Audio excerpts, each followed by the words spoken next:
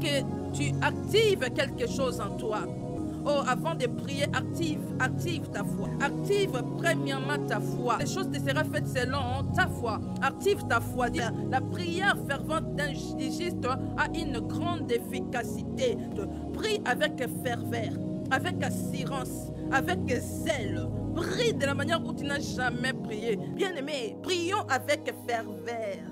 Fervente, ça veut dire que tu pries avec assurance, avec enthousiasme, avec zèle, avec ta joie. Approchez-vous avec assurance. Quelqu'un qui est assuré ne pleure pas. Quelqu'un qui est assuré marche tête haute. Il chante la victoire avant la guerre. Au nom de Jésus. Je viens parler aujourd'hui à un chrétien. Je viens parler aujourd'hui à une chrétienne. Bien-aimé, vous savez, aujourd'hui, quand on regarde les chrétiens, on voit qu'il y a la tristesse. Aujourd'hui, quand on regarde les chrétiens dans nos églises, quand on vient dans des églises, l'attitude que nous prenons, c'est l'attitude de tristesse. Attitude de tristesse. La Bible dit quand on tourne vers lui les regards, on est rayonnant de joie. Et les visages ne se couvrent point de honte. Mais lorsque nous venons dans la prière, nous venons à l'église, nous prenons l'attitude de tristesse. Nous revêtons l'image de la tristesse. Quand nous nous mettons dans nos prières, nous commençons directement à pleurer. Prier ne signifie pas pleurer. Adorer Dieu ne signifie pas pleurer. Nous devons adorer Dieu dans la joie.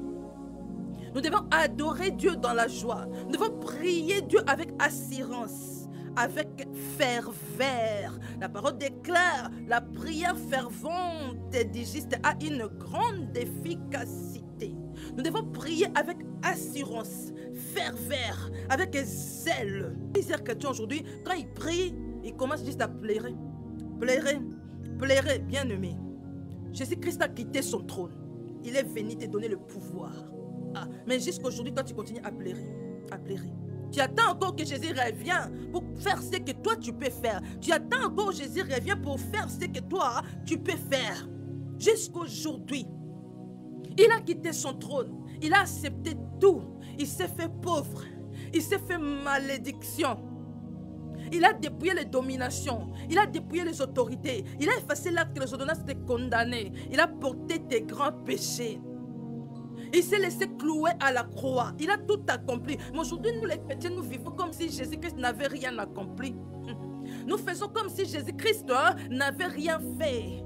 Tous les jours, nous prions, Seigneur, Seigneur, au lieu de proclamer la parole que Jésus nous a laissée, il a dit, je vous ai donné le pouvoir. Je vous ai donné le pouvoir de guérir le malade, de chasser les démons. Il a dit, celui qui croit, il fera de plus grandes choses.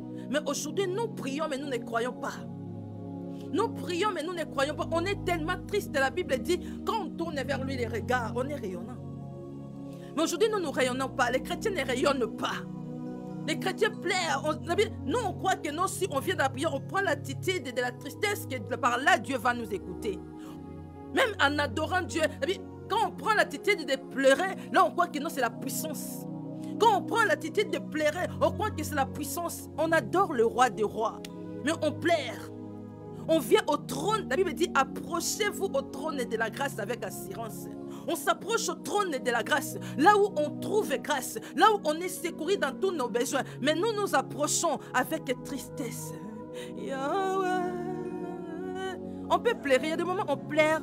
Quand on adore Dieu, tu ressens l'amour de Dieu dans ton cœur, tu pleures. Mais tu fais couler des larmes de joie. La joie fait aussi couler des larmes. Adorons Dieu avec joie. Tu peux pleurer pendant l'adoration parce que tu as la joie. La joie te fait couler les larmes. Mais ne pleurons pas. N'adorons pas Dieu avec tristesse. Ce n'est pas tout le temps que tu dois pleurer dans la présence de Dieu. Proclame la parole. Dieu t'a donné la parole. La parole déclare, vous êtes de Dieu. Mais vous mourrez comme des êtres humains. Vous terminez comme des fils quelconques. On termine comme des fils quelconques. Pourquoi? Parce que nous ne reconnaissons pas notre autorité. Nous ignorons ce que nous sommes devenus en Christ. Nous sommes devenus des enfants de Dieu. Les enfants, le roi de rois. Je me dis, est-ce que la nature ne vous enseigne-t-elle pas? Est-ce qu'on peut voir un prince, une princesse pleurer publiquement comme ça? Si ils peuvent être des têtes hautes, à combien plus fort nous qui sommes les enfants du roi du roi? Bien-aimés, Pleurer, ça ne signifie pas prier. Prier, ça ne signifie pas que nous commençons à pleurer. Adore Dieu. Élève Dieu. Déclare des paroles dans la prière. Si c'est ta parole, je jette le filet. Ta parole dit ceci. Si tu pleures dans la prière, tu n'auras pas la force. Tu n'auras pas la force. Le pleur, ça nous affaiblit. Le pleur nous affaiblit. On peut pleurer la miséricorde de Dieu. Et puis se lever et prendre l'autorité. Nous ne devons pas toujours venir dans la présence de Dieu avec un visage tout défait. Un visage tout défait, un visage triste. Nous nous approchons auprès des rois de rois. Quand on s'approche, la Bible dit au trône, on s'approche au trône, on doit être propre. On doit rayonner parce qu'on s'approche auprès de la lumière. On doit être rayonnant. Si aujourd'hui on t'invite chez les rois, tu ne vas pas aller dans la tristesse. Hein? Avant que même tu arrives au palais royal, le monde entier va te voir. Comment tu es joyeux, comment tu es joyeuse. Tu ne vas pas aller avec tristesse. Hein? Tu vas aller avec assurance. Je dirai comme ça au roi. Je dirai comme ça au roi. Je vais lui faire voir ça. Je vais lui dire ça. Mais toi qui viens dans la présence de Dieu, tu viens tout triste. On vient dans la présence de Dieu comme si on vient dans un deuil. On s'approche de Dieu comme si on vient dans un deuil. Jésus n'est plus à la tombe. Jésus est vivant. Jésus est vivant. Jésus n'est plus à la tombe, mais il est vivant. On ne vient pas auprès d'un mort, mais on vient auprès d'un vivant. On vient auprès d'un roi. On ne doit pas venir comme si on va en deuil. On va à l'église comme si on va en deuil. Quelqu'un qui est assuré marche tête haute. Il chante la victoire avant la guerre. Quelqu'un qui est assuré. Mais la manière où nous nous approchons de Dieu, ce n'est pas avec assurance. C'est avec découragement, avec désespoir. On vient dans la présence de Dieu déjà désespéré de vie, désespéré de vivre. Comment Dieu va t'exaucer? Comment ta prière aura des effets? Comment ta prière aura des effets? Faisons la différence. La manière où nous on prie là, ça ne donne même pas aux athées l'envie de devenir des chrétiens. La manière où nous les chrétiens nous vivons, la manière où on pleure là, la manière où on vit, ça ne donne même pas envie aux athées d'accepter Christ comme Seigneur et Sauveur, de venir dans nos églises parce que nous-mêmes là, les malheureux. Un jour, je parlais avec une étudiante qui venait faire le job étudiant chez nous. Je parlais avec lui de Jésus-Christ. Il lui a dit, est-ce que tu crois au Seigneur Jésus? Il a dit, non, je ne crois pas. Moi, je dis, pourquoi? Il a dit, je ne sais pas pourquoi je vais croire à Jésus. Je vois les chrétiens, je ne vois rien de spécial chez les chrétiens. Je ne vois rien de spécial chez les chrétiens. Et pourquoi moi je vais croire? Je vois que le malheur chez les chrétiens. Pourquoi moi je vais croire à Jésus-Christ? Nous ne donnons pas envie aux autres d'accepter Jésus comme Seigneur et Sauveur. Devenir un chrétien, ce n'est pas devenir malheureuse. Tu es malheureux. Tu deviens malheureux parce que tu as crié au Seigneur Jésus. Tu deviens malheureux, tu deviens triste quand tu viens dans la présence de Dieu. Comme si la prière c'est un moment de souffrance. Comme si la prière c'est un moment où on doit faire montrer toutes nos souffrances. Bien-aimé, devenir chrétien ce n'est pas s'abandonner. Devenir chrétien ce n'est pas devenir sale. Devenir chrétien ce n'est pas abandonner ta chair. Sois propre pendant que tu sers Dieu. Sois joyeux, sois joyeuse pendant que tu sers Dieu.